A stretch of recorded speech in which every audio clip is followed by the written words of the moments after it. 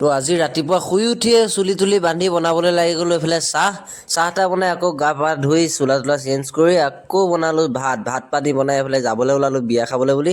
তো বিয়া খাবলৈ যাওঁতে দেখিলো বাটত এইফালে ৰাস্তা বনাই আছে। তো এইফালে ডাইৰেক্ট আহি পাই গ'লো বিয়া ঘৰত এজনী কইনা বায়েকে ইমানেই মেকআপ কৰিছে, মেকআপত মানে তাইক চিনিয়ে পোৱা নাই। তাৰপিছত এইফালে কইনা ভনীয়েকেও মেকআপ কৰি পুৰা হাঁহি মাৰি দিছে কেনেকে।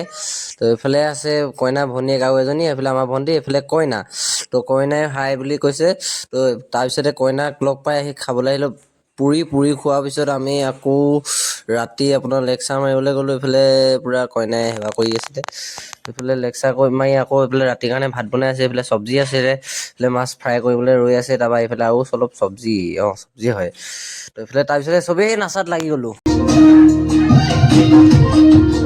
তো লাষ্টত দেখিলো কইনা ভনীয়েকে ইয়াত খোৱা বোৱাত লাগিছে এতিয়া। তাৰপৰা লাষ্টত তাই মুখখন লাজতে সিফালে ঘূৰাই দিছে। কইনা বায়েকহঁতে নাচি আছে আৰু ইয়াতে মোৰ ভিডিঅ'টো